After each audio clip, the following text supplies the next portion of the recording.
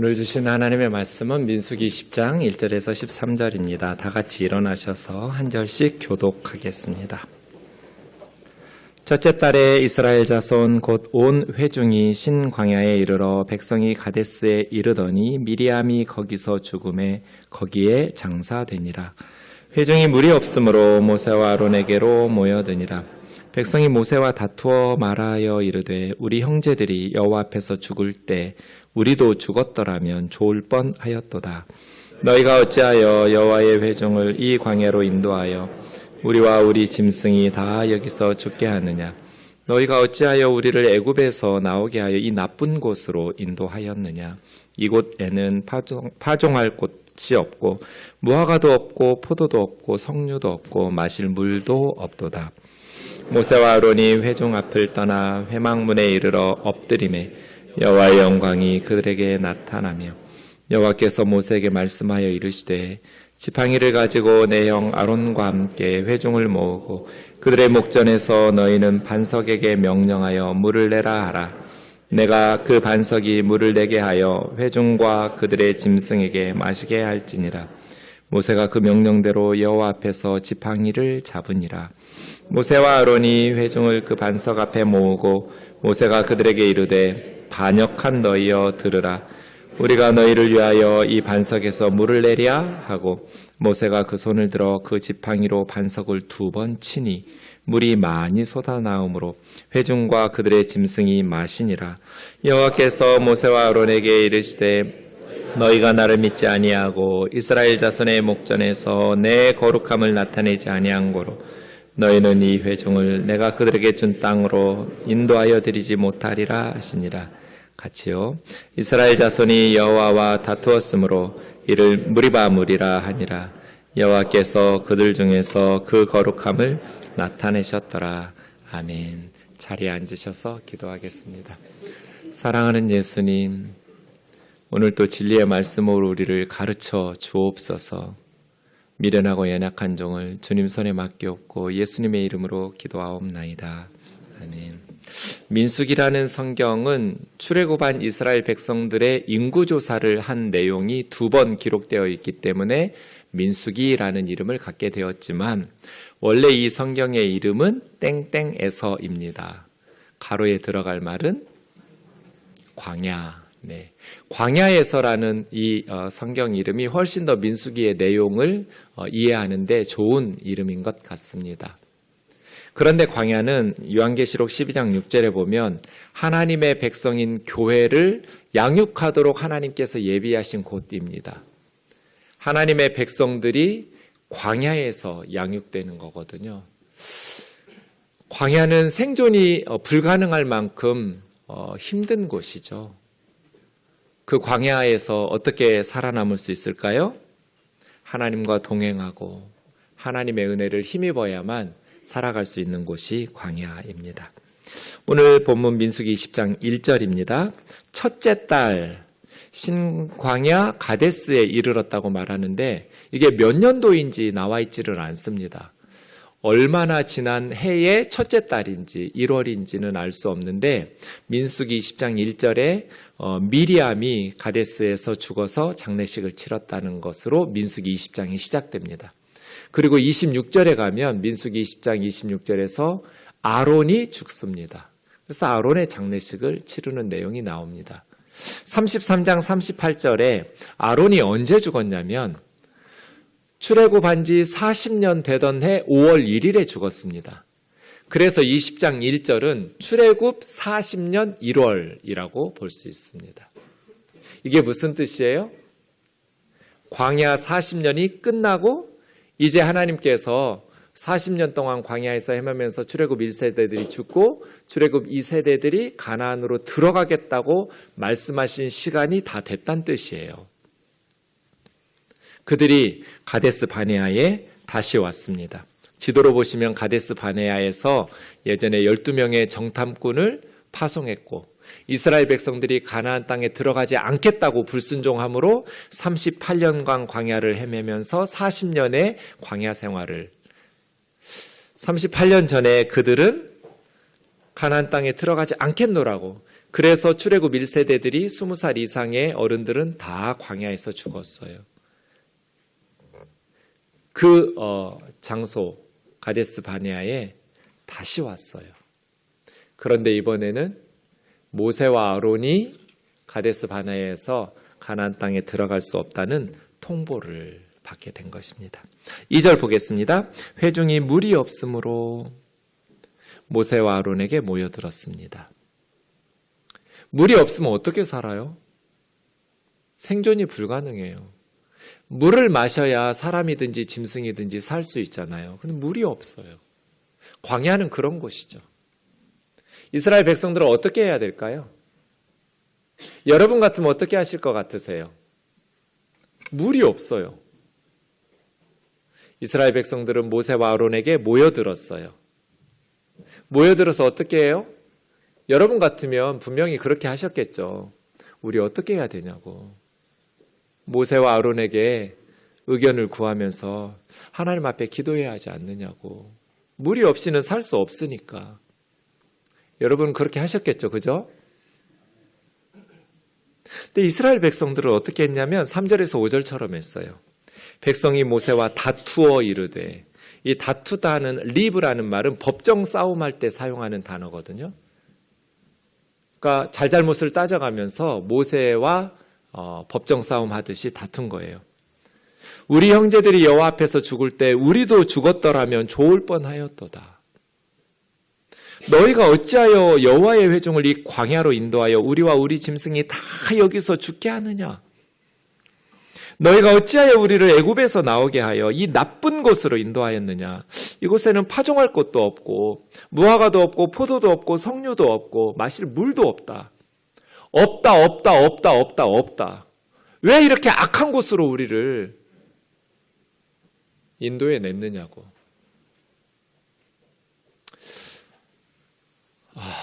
참 사람이 안 변하는구나. 노예 근성에 찌든 사람들. 애굽에서 노예로 살다가 이제 자유인으로 만들어주었더니 어려움이 닥칠 때마다 두 가지 반응이 나와요. 첫 번째는 남 탓해요. 너희가 어찌하여. 두 번째는 애굽을 그리워해요. 애굽에 살았으면 좋았을 것을, 그때가 좋았는데. 지금도 똑같아요. 노예 근성에 찌든 성도들은 남 탓해요. 어려운 일이 생길 때마다. 남편 탓이고 부모 탓이고 목사 탓이고 대통령 탓이고 다 남 탓이에요. 그리고 과거를 그리워해요. 그때가 좋았는데.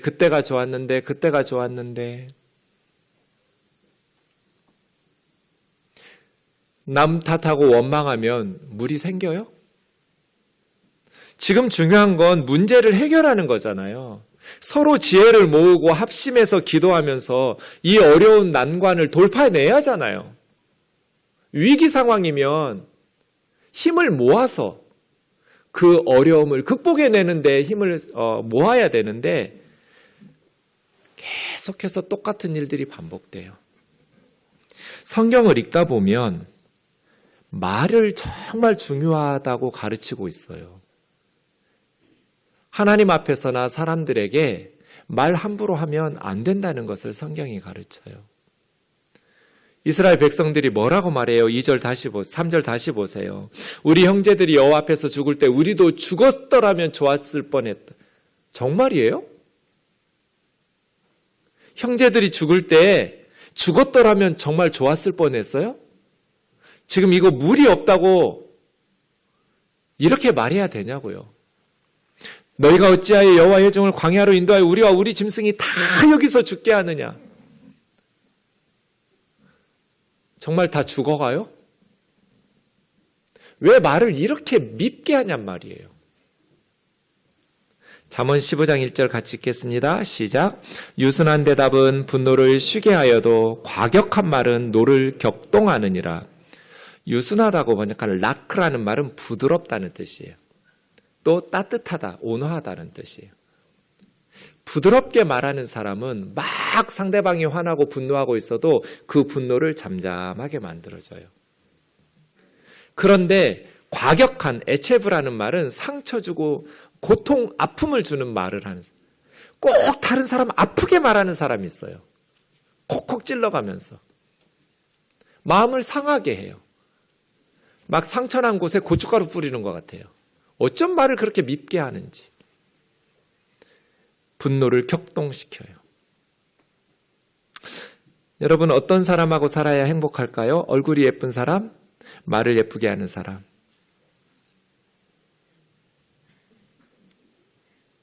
물론 여러분같이 얼굴도 예쁘고 말도 예쁘게 하는 사람하고 살아야겠죠. 근데 그런 사람은 흔치 않아요. 그럴 때 둘 중 하나를 선택해야 된다면 굳이 누구를 선택해야 되냔 말이에요. 우리 아이들을 어떻게 키워야겠어요? 말을 예쁘게 하는 아이로 키워야 돼요. 말을 예쁘게 하려면 어떻게 해야 될까요? 마음이 따뜻해야 돼요. 마음이 따뜻해야 말이 따뜻하죠. 마음이 부드러워야 말이 부드럽죠. 마음에 상처가 가득 있는데, 마음에 분노와 불평이 가득한데 어떻게 따뜻하고 온순한 말을 할 수 있겠어요? 머리 똑똑한 아이로 만드는 것보다 더 중요한 것은 말을 예쁘게 하는 아이로 만드는 거예요. 그래야 행복해요. 그래야 사람들에게 기쁨이 돼요. 요즘 우리 아이들의 말이 어떤가? 에체브에 가까워요? 락크에 가까워요?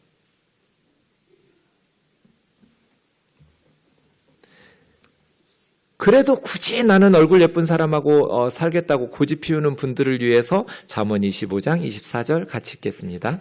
시작. 다투는 여인과 함께 큰 집에서 사는 것보다 움막에서 혼자 사는 것이 나으니라. 싸움 따가고 타워 팰리스에서 사는 것보다 그냥 지하 원룸에서 사는 게 나아요. 말을 예쁘게 하지 않는 아내. 솔로몬이 아들에게 하는 말이니까 여자라고 했지만 딸에게 한다면 남자라고 말하겠죠. 말을 예쁘게 하지 않는 남자. 입만 열면 마음을 상하게 해요. 불평하고 원망하고. 그러면 불행해져요. 차라리 움막에서 혼자 사는 게 나아요. 행복이라는 것은 관계가 좋은 데서 오거든요. 좋은 관계에서 행복을 누려요, 우리는. 근데 좋은 관계는 어떻게 만들어가요? 말을 예쁘게 할 때 만들어가요. 위로하고 격려하고 용기를 불어넣어주고 서로 세워주는. 그런데 오늘 본문 민수기 20장 사건은 출애굽기 17장하고 판박이에요. 출애굽기 17장이면 출애굽 직후예요. 홍해바다 건넌 직후. 홍해바다 건너고 춤추고 소고치고 밤새도록 찬양한 게 15장이잖아요. 출애굽기 15장. 그 다음 장이에요. 이스라엘 자손이 르비딤이라는 곳에 나왔는데 마실 물이 없었어요. 오늘 민수기 20장처럼. 그때 모세와 다투었어요. 그때도. 우리에게 물을 주어 마시게 하라. 너희가 왜 나하고 다투고 싸우려고 하냐? 왜 여호와를 시험하느냐? 하나님께서 인도하실 텐데 왜 하나님을 신뢰하지 못하고 하나님 의심하고 불신하면서 하나님을 테스트하냔 말이에요. 이스라엘 백성들이 원망하면서 당신이 어찌하여 우리를 애굽에서 끌어내가지고 우리 자녀, 우리 가축이 다 여기서 목말라 죽게 하느냐고 남 탓하고 애굽을 그리워하며 과거를 그리워해요. 모세가 하나님 앞에 엎드려서 조금 있으면 이스라엘 백성이 나를 돌로 쳐서 죽일 것 같다고. 그때 하나님께서 얼른 지팡이 들고 가서 반석을 치라고. 그러면 반석에서 물이 나올 거라고. 그래서 모세가 반석을 쳐서 물이 나오게 하여 이스라엘 백성들을 마시겠죠. 그곳 이름을 마사, 무리바라고 불렀어요. 르비딤을. 마사라는 것은 시험이란 뜻이에요. 하나님을 테스트한 것. 무리바라는 것은 불평하고 원망하고 싸우고 다투었다는 뜻이에요.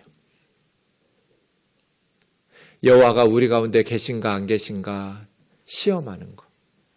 마치 못된 아이가 엄마가 어떻게 하는지 보려고 슈퍼 앞에서 과자 사달라고 안 사주면 땅바닥에 뒹굴고 떼쓰는 것 같아요.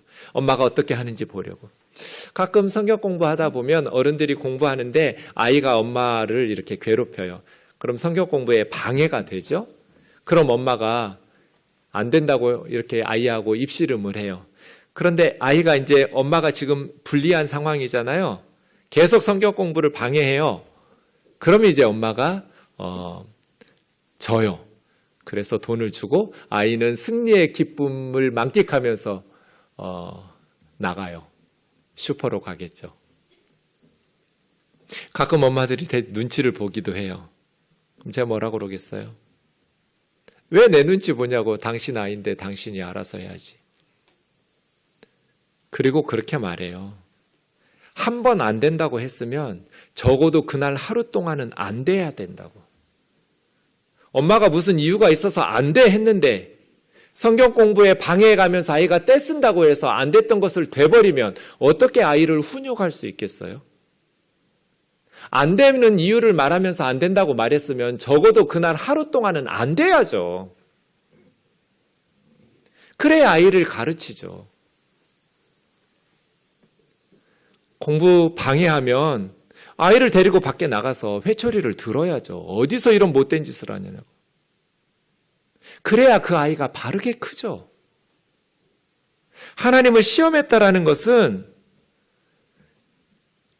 하나님 앞에서 너무 못된 유치한 아이처럼 행동하는 거예요.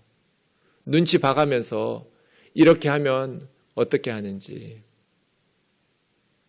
왜 이렇게 말을 밉게 하고 왜 이렇게 못되게 하냔 말이에요.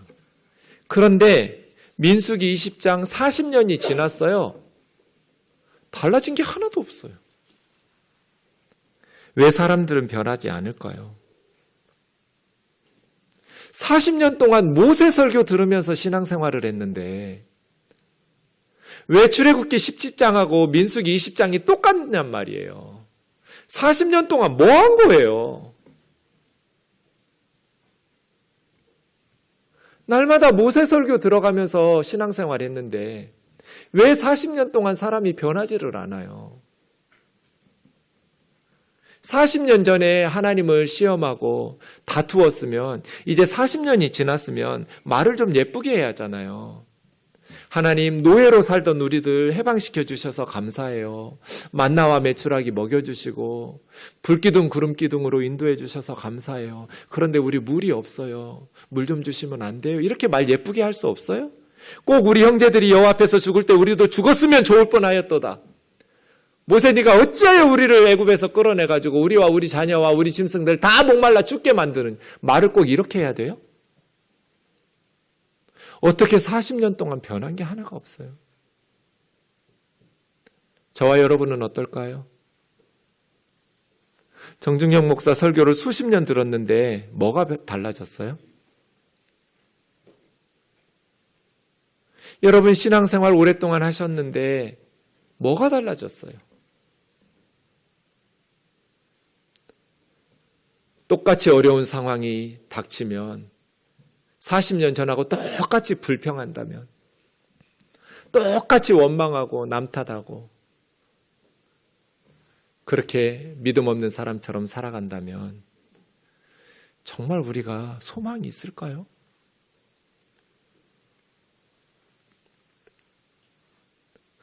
우리는 날마다 성숙해지고 있는가?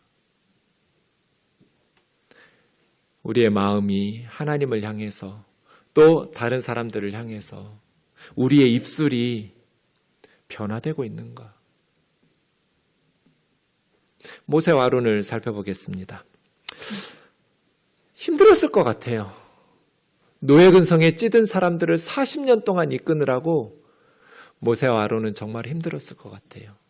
어쩌면 이렇게 변하지 않는지, 도무지 변하지 않는 사람들, 그리고 말을 너무나 악하게 하는 사람들, 감정을 긋고 마음을 상하게 하는 그러한 이스라엘 백성들이 정말 힘들었을 것 같아요. 6절입니다. 회막문에 이르렀다는 건 하나님의 전으로 언약궤 앞으로 갔다는 뜻이고 여호와의 영광이 임하면서 하나님이 모세에게 말씀하십니다. 40년 전하고 비슷해요. 그런데 조금 달라요. 지팡이 들고 이번에는 반석을 내리치지 말고 반석을 가리키면서 이스라엘 백성들의 눈앞에서 명령하라는 거예요. 반석에게 명령해서 물을 내라고 말하면 반석이 물을 내어서 회중과 짐승이 마시게 될 거라고. 그래서 모세가 하나님이 명령하신 대로 지팡이를 잡고 갑니다. 그런데 하나님이 말씀하신 대로 순종을 안 해요, 이번에는. 회중을 모아놓고 반역한 너희여 들으라. 이 못돼 처먹은 인간들아 하면서 악한 말을 쏟아내요. 우리가 너희를 위하여 이 반석에서 물을 내랴. 하나님께서는 명령하면 물 줘서 회중과 짐승이 먹고 마신다고 했는데 마신다고 했던 그 하나님의 말씀대로 하지 않고 우리가 너희를 위하여 이 반석에서 물을 내려 하면서 지팡이로 반석을 2번을 내리쳐요. 거기다가 화풀이 한 거예요. 화가 나니까. 그랬더니 많은 물이 솟아나면서 회중과 그들의 짐승이 다 마시게 되었어요. 하나님께서 그 모세의 행동을 보시면서 어떻게 판단하실까요? 이해하실 만한가요? 하나님은 2가지로 말씀하십니다. 너희가 나를 믿지 않았다. 내가 물 준다고 명령하면 물이 나와서 회중과 짐승이 마실 거라고 했는데 우리가 너희를 위하여 이 반석에서 물을 내랴? 하나님을 믿지 않았다. 2번째, 이스라엘 백성들 앞에서 나의 거룩함을 나타내지 않았다. 너희 이마에는 내 이름이 붙어 있는데 너희는 나의 종이니까. 너희는 백성들 앞에 하나님의 거룩하심을 나타내야 될 리더들인데 너희는 회중들 앞에서 나의 거룩함을 나타내지 아니한 고로 이 회중을 그들에게 준 땅으로 인도하여 드리지 못할 것이다. 이미 광야 1세대들은 거의 다 죽었어요. 40년이 지났으니까. 지금 회중들은 출애굽 2세대들이에요. 애굽에서 나올 때 20살 이하이거나 광야에서 태어난 아이들. 그들은 이제 하나님께서 주신 땅으로 들어가겠죠. 그들은 모세와 아론이 인도하여 드리지 못하고 여호수아가 인도하여 드립니다. 여호와와 다투었다고 말해요. 모세와 다툰 것 아니라 결국은 하나님과 다툰 거예요. 그래서 무리바입니다. 이 무리바의 사건, 여러분 모세가 얼마나 후회했을까요? 그 순간을. 지난 40년 동안 약속의 땅에 들어가는 것 하나 보고 살아왔는데 그 땅에 들어가지 못한다는 건 상상해보지도 않았을 거예요. 모세의 마음이 얼마나 힘들었을까. 신명기 3장에 보면 하나님께 모세가 구해요. 구하옵나니 나를 건너가게 해달라고. 하나님, 나 좀 요단강 건너가서 저 아름다운 땅, 아름다운 산 레바논을 보고 죽게 해달라고. 나도 약속의 땅에 들어가게 해달라고. 그때 하나님께서 안 돼, 그만해도 족하니 이 일로 다시는 내게 말하지 말라고 냉정하게 거절하셨어요. 시편 106편의 이 무리바 사건을 말할 때 모세가 그 입술로 망령되이 말하였기 때문이라고 말해요. 망령되다라고 번역한 바타라는 말은 생각 없이 말했다는 뜻이에요. 함부로 경솔하게 말했다. 모세가 무리바 사건 때 경솔하게 말했다. 반역한 너희여, 우리가 이 반석에서 너희를 위하여 물을 내랴.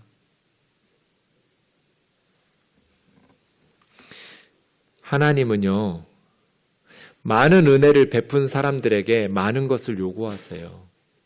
이스라엘 백성들이, 출애굽 2세대들이 불평하고 원망하고 그 부모들의 어리석음을 봤으면서도 그대로 40년 후에 그대로 반복하는 것, 하나님께서는 그렇게 크게 본문에서 분노하지 않으셨어요. 근데 모세와 아론에게 대해서는 하나님께서 냉정하게 책망하시면서 그들이 그렇게 원하는 것을 아셨으면서도 못 들어가게 하셨어요. 왜요? 양쪽에게 요구하는 하나님의 수준이 달라요. 모세와 아론이니까 못 들어가는 거예요. 너희는 나를 믿었어야지. 이스라엘 백성들이 불신하고 나를 시험하고 그렇게 불평하고 원망하더라도 너희는 나의 거룩함을 나타냈어야지. 목회자들은 달라야죠. 장로님들과 권사님들은 달라야죠. 하나님의 받은 은혜가 크면 클수록 하나님께서 우리에게 요구하시는 것이 커져요. 그래서 우리는 항상 영적인 수위를 지켜야 돼요. 모세처럼 아론처럼 이렇게 탁월한 영적인 리더들도 넘어지잖아요. 실수하잖아요. 그래서 하나님의 백성인 우리들은 항상 우리 마음을 다스리면서 경건에 힘쓰고 늘 하나님 앞에서 영적인 수위를 지켜야 돼요. 영적으로 게을러지면 안 돼요. 성령 충만해야 돼요. 야고보서 1장 19절 20절 같이 읽겠습니다. 시작. 내 사랑하는 형제들아 너희가 알지니 사람마다 듣기는 속히하고 말하기는 더디하며 성내기도 더디하라. 사람이 성내는 것이 하나님의 의를 이루지 못함이니라. 명심해야 돼요. 특히 리더들은 그래요. 말하는 것은 잘 들으려고 관심 있게 빨리 들어야 돼요. 그러나 말하는 것은, 듣는 것은 속히 하고 말하는 것은 천천히 해야 돼요. 말이 앞서다 보면 실수하게 돼요. 성질 내는 건 더 말할 것도 없어요. 천천히. 사람들이 분노하고 성질을 내서 하나님의 의를 이룰 수는 없어요.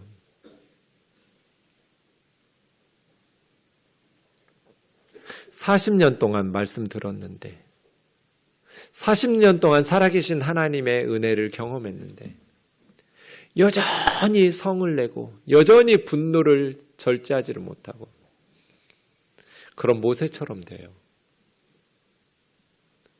잘 참다가 모세와 아론이 마지막 가데스 바네아에서 가나안 땅을 목전에 두고 백성들 때문에 그 분노를 절제하지 못하고 그렇게 하나님의 책망을 받았습니다. 본문을 묵상하면서 그런 질문을 하게 됩니다. 가나안 땅에 못 들어간 모세의 인생은 헛된 인생인가? 가나안 땅에 들어가지 못하면 실패한 것인가? 그렇지 않습니다. 왜냐하면 우리 인생의 목적은 가나안이 아니에요. 저와 여러분의 인생의 목표가 가나안 땅이면 안 돼요. 그럼 무엇이어야 하는가? 창세기 15장 1, 2절을 보십시오. 하나님께서 아브라함에게 환상 중에 나타나셔서 아브라함아 두려워하지 말라. 내가 너의 방패다. 내가 너를 보호해 줄게. 걱정하지 마. 그리고 나는 너의 지극히 큰 상급이다 라고 말씀하셨어요. 나는 나 자신을 너에게 가장 큰 상급으로 선물하겠다는 거잖아요. 그런데 이절에서 아브라함은 주 여호와여 무엇을 내게 주시렵니까? 나에게 아들을 주시지 않았으니 이 다메섹 사람 엘리에셀이 나의 상속사가 될 겁니다. 하나님 1절에서 뭐 주신다고 그랬어요? 나는 나를 너에게 상급으로 준다고 말씀하셨어요. 그런데 아브라함은 하나님을 주신다라는 말씀을 듣고도 뭘 나에게 주려고 하냐고, 아들 주신다는 약속을 지키지 않으셔서 지금까지 나는 자식이 없는데, 아브라함이 원한 건 뭐예요? 하나님이에요? 하나님의 선물이에요? 하나님의 선물에 더 마음이 지금 가 있는 거예요. 그런데 하나님께서 저와 여러분에게 주시려는 건 뭐예요? 하나님이에요. 나는 나를 너에게 상급으로 준다. 모세가 가져야 될 것은 하나님이지 가나안 땅이 아니에요. 나중에 창세기 22장에 보면 하나님께서 아브라함에게 내 아들, 내가 사랑하는 자, 외아들 이삭을 번제로 바치라고 그랬어요.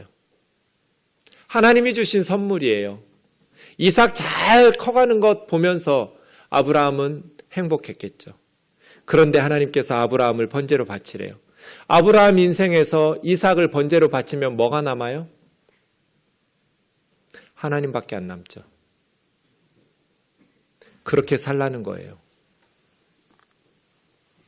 물론 창세기 22장에서 하나님께서는 십자가 사건을 모리아산에서 아브라함에게 가르치시느라고 너희 조상 아브라함은 나의 때 알았다라고 주님이 요한복음에서 말씀하신 것처럼 그러느라고 번제로 바치라고 하셨지만 다시 이삭을 돌려주셨지만 만약에 이삭을 번제로 바쳤다면 아브라함의 노년에는 뭐가 남냐고요?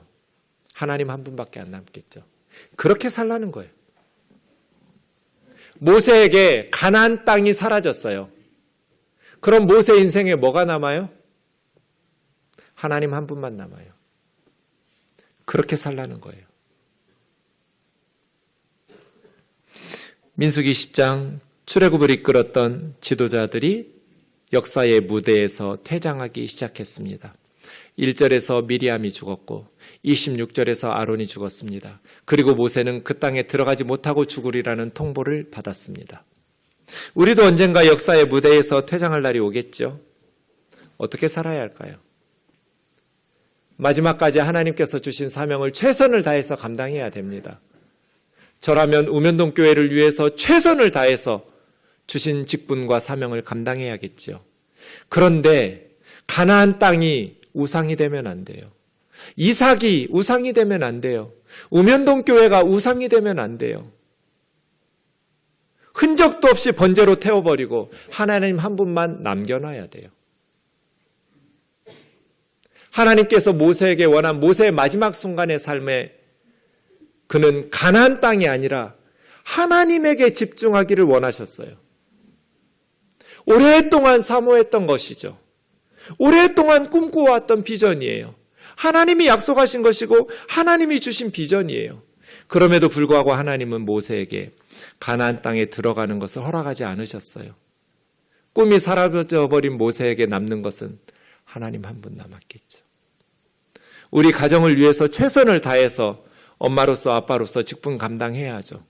교회에서 사회에서 하나님이 주신 약속, 하나님이 주신 꿈과 비전을 가지고 최선을 다해서 게으르지 않게 충성해야겠죠. 그러나 마지막 순간 우리는 그것이 우상이 아니라 하나님 한 분만 남겨놓고 모든 것을 태울 수 있는, 지난 주중에도 저는 장례식을 인도했는데 언제나 주목해서 보는 게 있어요. 입관할 때 수의를 보면 저는 단 한 번도 주머니가 있는 수의를 본 적이 없어요. 수의에는 주머니가 없어요. 우리가 죽고 나면 아무것도 주머니에 넣어서 갈 수가 없어요. 다 이 땅에 놓고 갈 거예요. 저와 여러분의 삶에 가나안 땅이 아닌, 이삭이 아닌 하나님 한 분만 남기고 살아가기를, 하나님이 주신 사명 최선을 다해서 충성해야 하는 건 맞지만 그것이 우상이 되지 않기를, 가나안 땅에 들어가지 못해도 여러분이 꿈꾸던 비전을 여러분의 세대에 완성하지 못해도 괜찮아요. 실패한 거 아니에요. 헛된 인생 산 거 아니에요. 하나님 한 분만 남겨놓기를 주님의 이름으로 축원합니다.